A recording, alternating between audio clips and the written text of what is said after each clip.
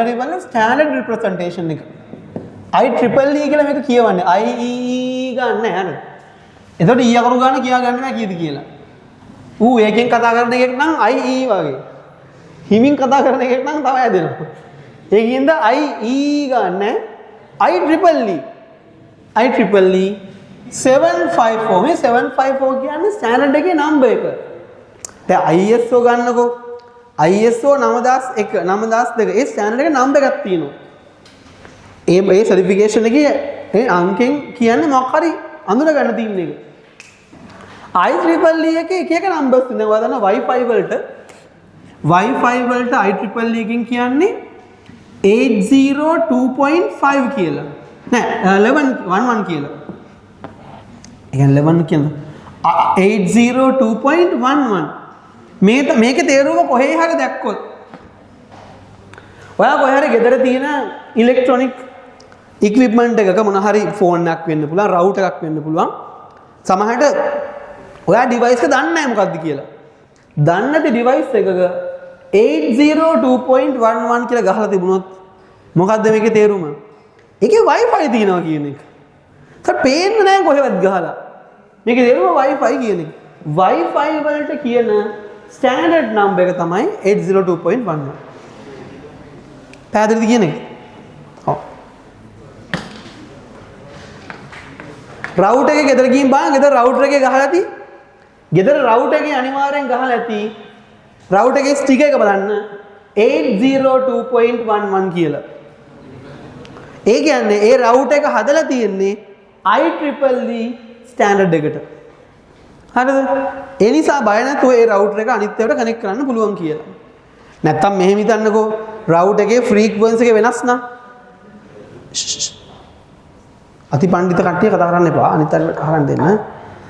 Router එකේ frequency වෙනස් වුණොත් හර්ට්ස් ගාන වෙනස් වුණොත් හිතන්න රවුටර් එකකින් යන Wi-Fi එකේ යන සිග්නල් එක මේ රේඩියෝ සිග්නල් එකේ ෆ්‍රීකවන්සි එක වෙනස් වුණොත් එතකොට රවුටර් එක දෙන්නේ එක ෆ්‍රීකවන්සි එකක්. ඔයා Wi-Fi on කරලා බලන් ඉන්නව කනෙක්ට් වෙන්නේ. හරිද? ඒ ඇයි ඒ නිසා තමයි මේගොල්ලෝ දාලා තියෙන්නේ ස්ටෑන්ඩඩ් එකක්. ඒතර ඕනම රවුටර් එකක් අපි පාවිච්චි කරන එකම හර්ට්ස් ගණනකින් තමයි එකම ගිගාහර්ට්ස් ගණනකින් තමයි සාමාන්‍ය 2.4 ගිගාහර්ට්ස් වගේ ගණනකින් තමයි මේක සිග්නල් සර්ච් කරන්නේ. පැහැදිලිද? ඒතර අපි ඒක තමයි අල්ලගන්න ගිහිල්ලා. මේක වෙනස් වුණොත් එහෙම වෙන ඒවට කනෙක්ට් වෙන්න බැරි වෙනවා. So ලෝකේ තියෙන ඕනම රවුටර් එකක් Wi-Fi නම් ඒ Wi-Fi රවුටර් එකක තියෙන්නේ 802.11 කියන ස්ටෑන්ඩඩ් එක. ඒකේ බෑන්ඩ් එක තව වෙනස් වෙන්න පුළුවන්. ඒකේ බෑන්ඩ්ස් තියෙනවා. මේකේ තියෙනවා G බෑන්ඩ් එක, N බෑන්ඩ් එක කොහොමද තියෙන්නේ? නම්බර්ස් තියෙනවා. හරි? ඉස්සරම මුලින්ම G දැන් G නෙමෙයි පාවිච්චි කරන්නේ. මට දැන් තියෙන නම්බර් මතක නැහැ. කොහමද ඒකේ තව ඉස්සරහට තියෙනවා. normally 802.11 කියන්නේ රවුටර් එකක Wi-Fi කියන එක. හරි. ඔය වගේ IEEE එක දෙනවා 754 කියලා ස්ටෑන්ඩඩ් එකක් 754 මේක මුලින් ආවේ 32 bit දැන් තියෙනවා 64 bit ඒත් අපි පාවිච්චි කරන්නේ අපේ සිලබස් එකේදී 32 bit එක මොකද අපිට bit 64ක් එකපාර ලියා ගන්න බැරි හින්දා වෙන්නේ ඉතින් සිලබස් එකේ දාලා නැහැ IEEE 754 single precision single precision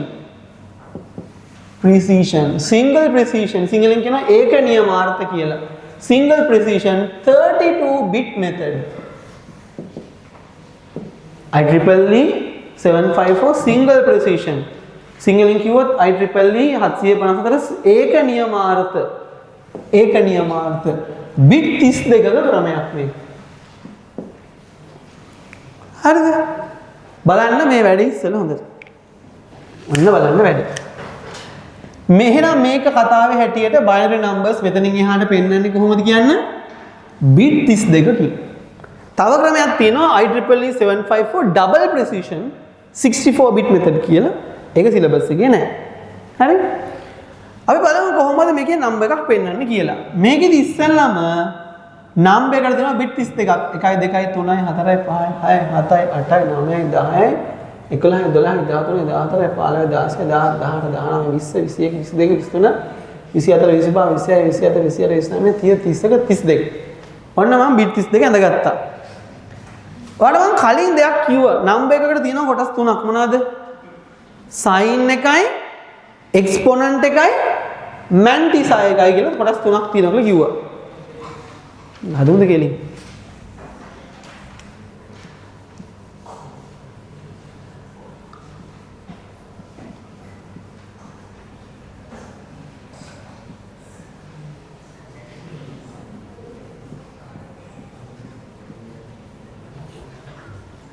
හරි නම්බර්ස් මේ කොටස් දෙකක් හිත දුන්නා නේ කොටස් දෙකක් තියෙනවා කොහොමද කොටස් දෙක sin එකයි එක්ස්පොනන්ට් එකයි මැන්ටිසා එකයි මේ IEEE එකේ මේ සම්පූර්ණ නම්බර් එක බිට් 32යි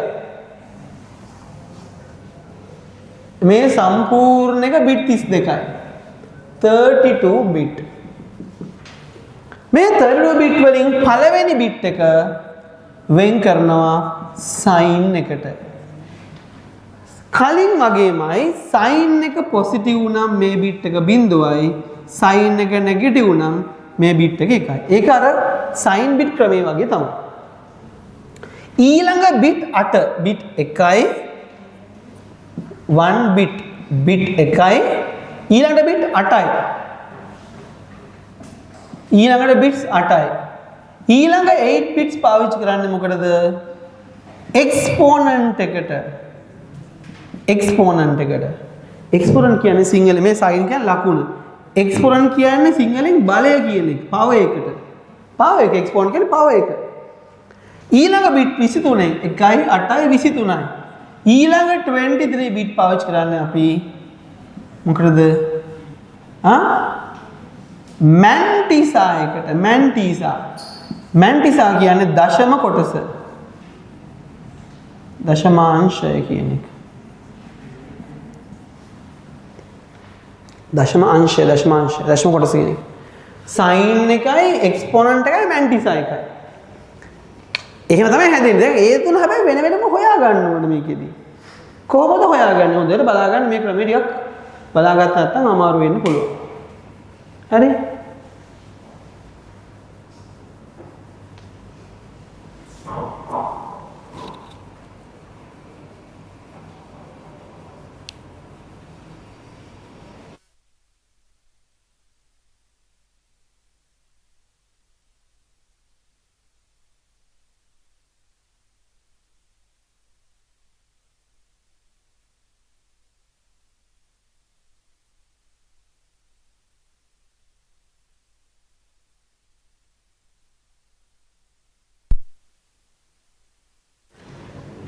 හරි මේ කියලා දීලා යන්න දෙන්නයි. එතකොට දැන් මේව හදා ගන්න පුළුවන්? ඒ මිනිස්සයා මේ හදා ගන්න පුළුවන්? පුළුවන්? අඩුද දැන් මේක හරිය බලන්න මම දන්නවා මේක මම උඹට දැන් මේකක් දුන්නොත් බෑ කියලා මම දන්නවා. බෑනේ? බලා ගන්න නිසා. මේ ඕගොල්ලන්ගේ බැරි කට්ටිය ඉන්නා මේක බලා ගන්න. හරි. කොහොමද මේක හදන්නේ දැන්? දැන් ඉස්සෙල්ලම වැඩේ තමයි බිට් 32 sin එකයි එක්ස්පොනන්ට් එකේ මැන්ටිසා එකේ බිට් ගන්නවත් තියාගන්න එක. 1යි 8යි 23යි එහෙම 32 හැදෙන්නේ. හරි.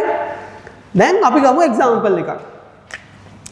ළමයි ඔයාලට මතකද පොඩි කාලේ කරේ සයන්ටිෆික් විදියට නම්බර්ස් පෙන්නන්නේ. 1යි දශම ගානක් විදියට නේ මොකක්ද 1 දශම ස්ථානයක් තියලා නම්බර් එක ලියන්නේ. වැඩි කිරීම 10 බල දාලා අන්න ඒ ක්‍රමයට තමයි මේක අපි නම්බර් එක හදා ගන්න ඕනේ. අපි හැමතිස්සෙම ඕනම නම්බර් එකක් 1 point මේ පැත්තට ඕන එකක් දාලා වැඩි කිරීම 2 to the power ගානක් විදියට ඕන හදා ගන්න. 1 point ඔහොම දාලා 2 to the power x. මෙන්න මේ ෆෝමැට් එකෙන් තමයි plus or minus 1 point ඔන්න ඔහොම ෆෝමැට් එකෙන් තමයි අපේ බයිනරි නම්බර් එක හදා ගන්න ඕන ඉස්සෙල්ලා. හරිද? ඉතින් අපිට දෙනවා නම්බර් එකක් අපි හිතමු ඍණ හරිද? දැන් මම ඔයාලට නම්බර් එක කන්වර්ට් කරන ක්‍රමය දැන් මෙතනදී ආයි කියන්නේ අපිට නිකන් 25.7.2 ඔහොම නම්බරයක් දෙනවා. ඒතර ඒක ඔයා ඉස්සෙල්ලම බයිනරි වලට හරව ගන්නවා. අපි කව දෙනවා කියලා තනකො බයිනරි නම්බරය මෙන්න මෙහෙම 1011 1 point minus 10111 point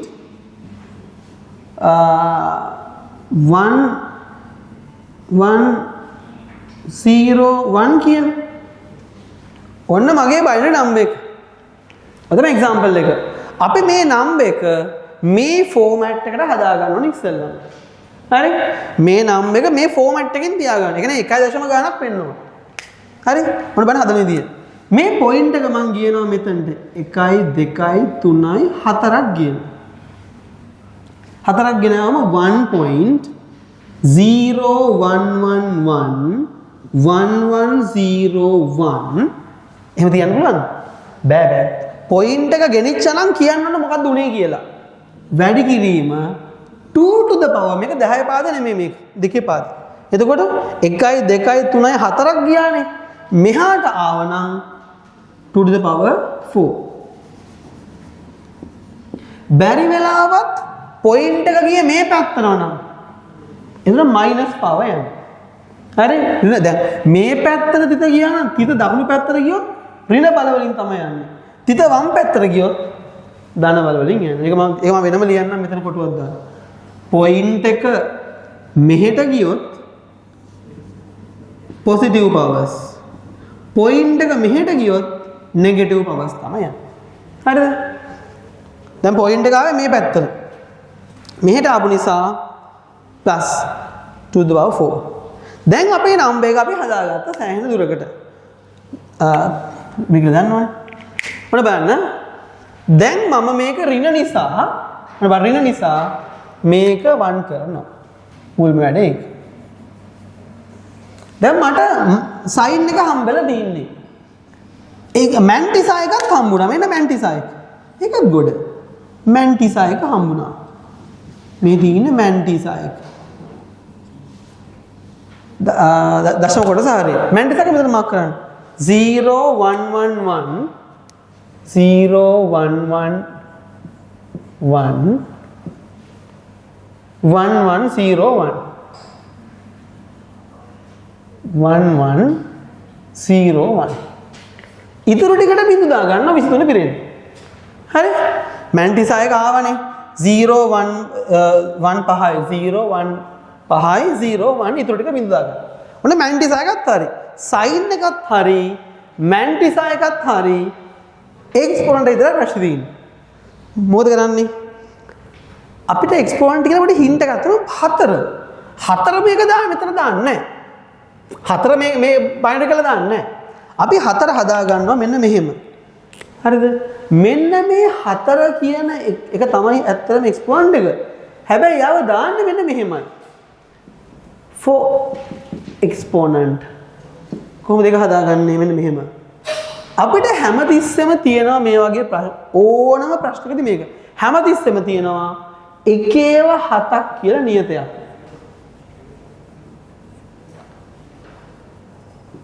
මෙන්න මේක කොන්ස්ටන්ට් එකක්. ඒ කියන්නේ 127. 127 කියන කොන්ස්ටන්ට් එක. 127ට එකතු කරනවා 4. මෙතන දින නම්බර් එක එකතු කරනවා 127ට. හරිද? 127ට එකතු කරාම 4ක් කීයද?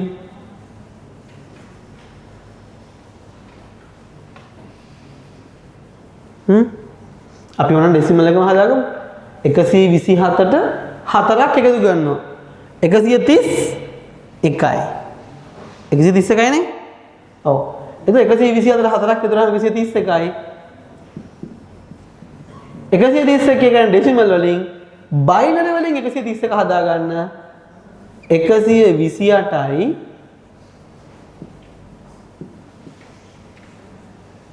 128යි 3යි 131 ඔන්න 131 හරි? ඒ කියන්නේ මොකද්ද කරේ අපි මෙතන තියෙන නම්බර් එක 127 කියන මේක කොන්ස්ටන්ට් වැලියු එකක්. මොන නම්බර් එකක් ගත්තත් 127 එන්නේ වාට. 127 එක දුරාම එන වැලියු එක බයිනරි වලට හරවනවා. ඒක මෙතනින් තියෙනවා. 1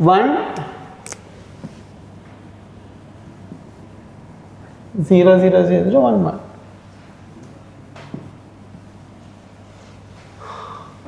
මේක කොහොමද ගෙදර ගිහිල්ලා වීඩියෝ එකක් දාන්න මේ වගේ උලන්ට. අන තත්ත්වය.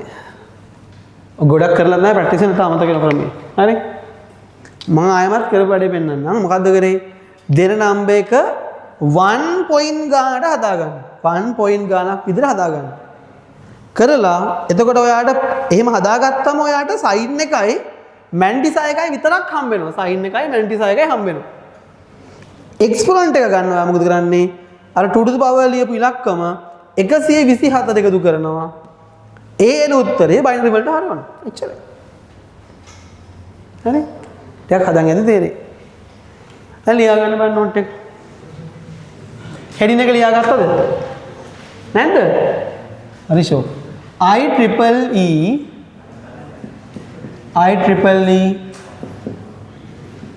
754 පොතේ තියෙනවා. ස්ටෑන්ඩඩ් රිප්‍රසන්ටේෂන් කියලා නේ. ස්ටෑන්ඩඩ් රිප්‍රසන්ටේෂන්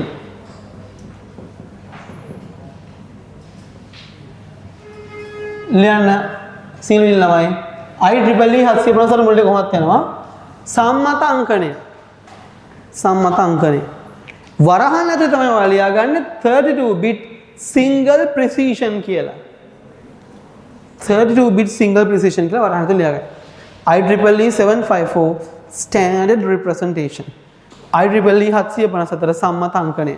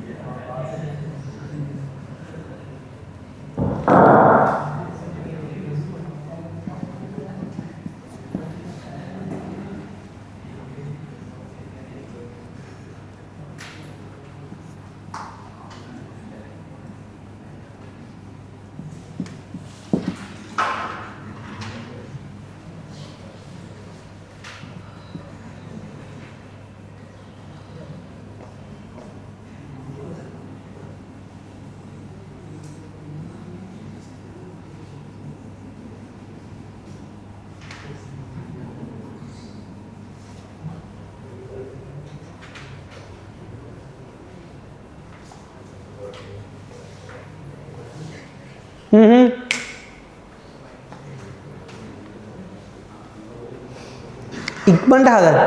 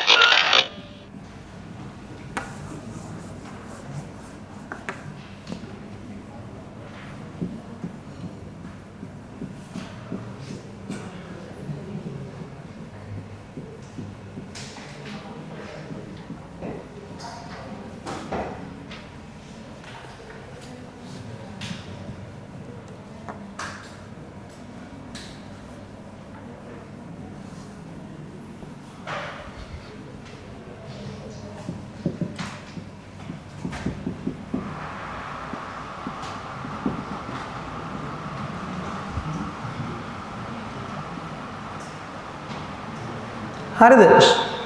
sin minus නිසා 1 මුලදීම දාගන්න පුළුවන්. 2 point එතකොට 0 1 0 0 නෙත් නෑ 10.7511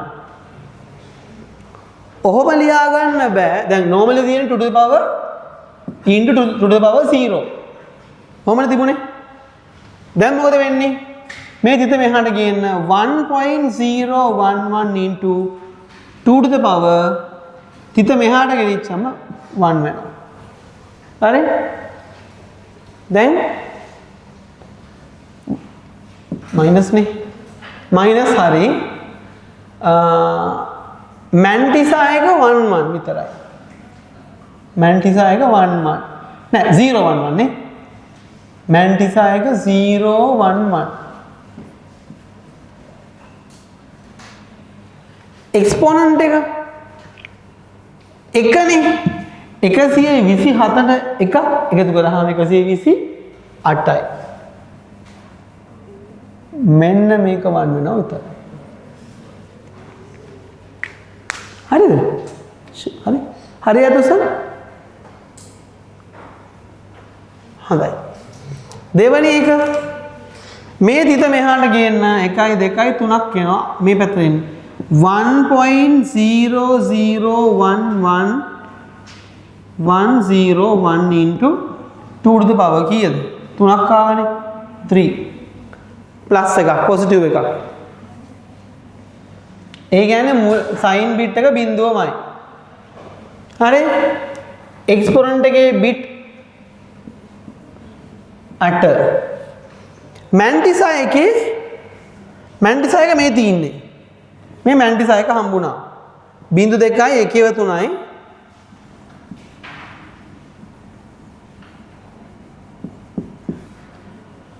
බිඳුවයි එකයි තව කීයක් මදිද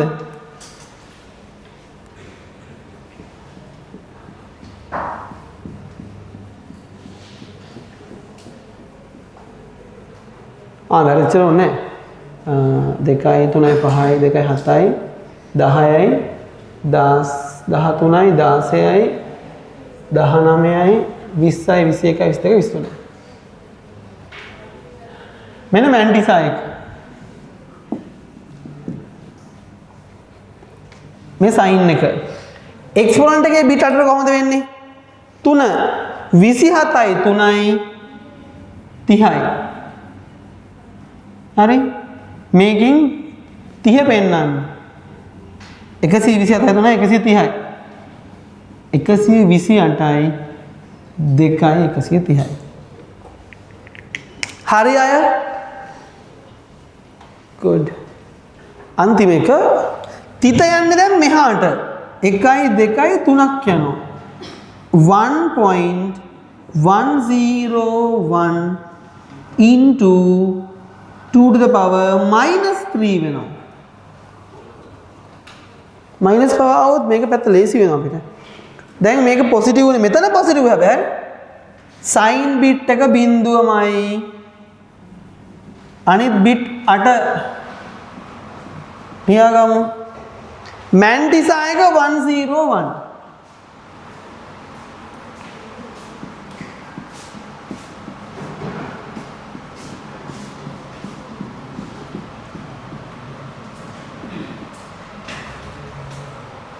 මෙන්න මැන්ටිසා එක එක්ස්පොනන්ට් එක මේ සයින් එක බිඳුවම තමයි එක්ස්පොනන්ට් එකේ බිට් එක කොහොමද එන්නේ දැන් එක්ස්පොනන්ට් එක ගන්නකොට 127ට 3ක් එකතු කරනවා ඍණ 3ක් කියන්නේ 127න් 3ක් අඩු වෙනවා මේ බලන්න ලේසි ක්‍රමයක් 0.1 කියන්නේ 127 නේද 127 127න් 3ක් අඩු කරන්න 2යි 1යි හරි ඔන්න එක්ස්පොනන්ට් එක මේ තියෙන්නේ එක්ස්පොනන්ට් එක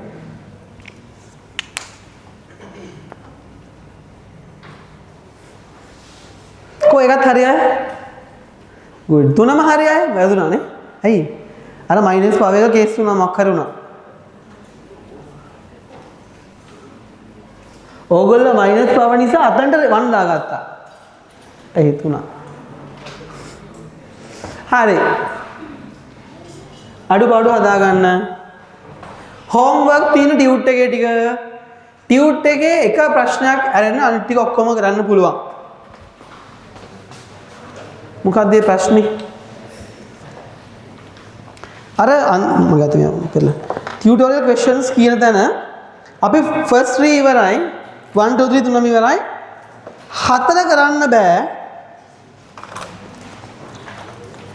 පස්වෙනි එක පුළුවන් එක්සර්සයිසස් කියන එකත් ඔක්කොම ටික කරන්න ටියුටෝරියල් ක්වෙස්චන්ස් කියන එකේ 4 ඇරෙන්න ඉතුරු ඔක්කොම කරන් එන්න ඕන හරි මේ අඩුපාඩු හදාගන්න හෝම්වර්ක් මොනවද කොට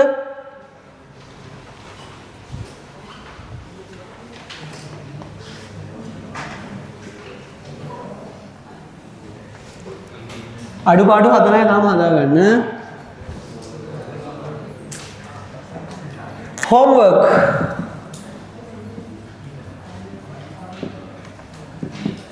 tutorial questions වල question number 5 6 දෙකක් තියෙනවා 5 විතරයි question number 5 එකයි අනිත් එකේ ඉතුරු ටික ඔක්කොමයි exercise කියන එකේ all හරි නේද? එතන ඔයාලට tutorial questions වල 4 බෑ. මේකේ 4 කරන්න බෑ.